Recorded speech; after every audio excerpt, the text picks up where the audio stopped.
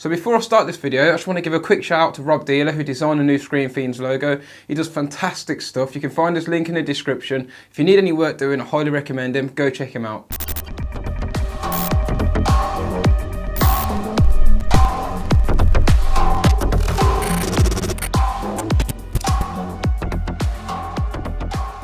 So after 17 years, we finally get the Wolverine film we've always wanted. Angry, angsty and violent, very, very violent. I'm Luke from Screen Fiends. Let's get into this. Taking place in the year 2029, mutants are on the brink of extinction with no new mutants being born in over 25 years. We find our hero has aged greatly with the adamantium that makes him so damn tough also poisoning him, impeding his healing powers. Wolverine is living a fringe existence with fellow mutant Caliban, and together they help care for Professor Charles, who has developed a neurodegenerative brain disease, which is bad for everyone as he is the world's most powerful telepath. On top of all that, Logan is then approached and asked to escort an 11-year-old mutant girl to a place called Eden. This little bundle of badassery just so happens to be Logan's clone daughter. So for those of you that don't already know, Logan is actually based on Old Man Logan, the graphic novel. And I say based, it's very loosely based because in that graphic novel, America is divided up between the Hulk and Kingpin and other sort of mutants, heroes and crime bosses and stuff. However, you couldn't do that in this film because of legal reasons, let's face it. You've got Marvel, Disney, Fox, it's a whole quagmire. However, this is one of those rare occasions where I actually think the film is better than the source material. It takes a different, more nuanced approach and it's more thought-provoking as well. One of the many trappings of superhero films is that they are often caught up in style over substance. Films that fall into this trap, like the recent Suicide Squad, use thinly veiled plot as an excuse for extended sizzle reels. They lack a centralised theme in which our heroes are forced to grow internally. The opposite of this would be Christopher Nolan's The Dark Knight, which revolves around the theme of order versus chaos. This isn't just good for our heroes, it's great for our audiences as well, as it forces us to challenge our own perceptions. Is Batman more similar to the Joker than we'd like to admit? Is Ozymandias' greater good strategy really so bad?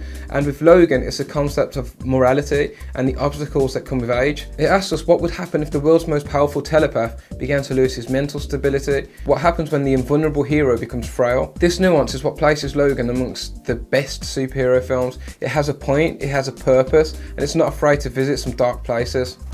But you'll be pleased to know that apart from just all the sort of touching and deep stuff, the film is full of amazing and bloody action sequences. Now, there is a sort of conflict about using violence in sort of comic book films in particular, but violence is a tool and it should be used appropriately, so it's never made sense to have a character like Wolverine basically never really shed any blood. It's a very violent character. Violence is part of his makeup, it's part of his identity and his problems and his struggles with violence as well. So this film captures all of that very well. The R ratings basically give him room to breathe and it does a fantastic job of capturing how visceral and how sort of angry Logan is. How someone is even shanked through the head in the first 5 minutes of the film. Yeah. Because of that R rating, we don't have overly cut and choppy fight scenes that feel like the cockpit of an F-16. Instead, we have solid shots of the action in all its glory. Also, because the film isn't overly saturated with big set pieces, the action scenes have a savagery to them. They are very close and extremely brutal, reminiscent of films like The Raid. Of course, our main man has some badass fights, but I think his clone daughter, X-23, might take the biscuit in terms of pure style. She is the prison shank scene from Breaking Bad, all rolled up into one tiny package. But what makes this film really great is the performances. There are fantastic performances all around. Daphne Keane is great as the X-23 Wolverine mini-me. Boyd Holbrook is great as the bad guy. He's not the most memorable bad guy in the world, but he puts in a top performance. And Hugh Jackman, this is his best portrayal of Wolverine ever, by far. He's been allowed to breathe and really own that character. But for me, the scene stealer, the show stealer, is Patrick Stewart as Professor X. This really touching performance. I couldn't wrap this up without also mentioning that it has some of the best cinematography coming out of any recent superhero film. Much like the themes of age and degeneration, the film captures each often dilapidated or rusted set piece beautifully.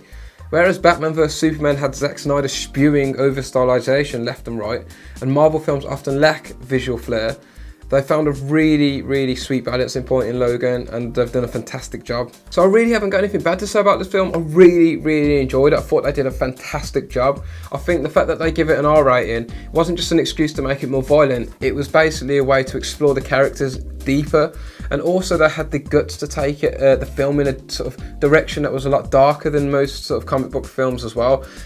Wolverine is an angsty character, and it's good that we can actually explore these themes, and it also introduced themes of morality, like I said earlier, and it leads to some very touching moments. It doesn't have the sort of spectacle that films like the Avengers has, or sort of the X-Men films have, but it's bigger in many other ways, the important ways as well. So it's got better writing, it's got better cinematography, better performances. So yeah, I love the film. But what did you think? Did you like it? Did you hate it? Leave a comment below, let me know what you think. Don't forget to hit the subscribe button, and for your fix, keep it Screen Fiends.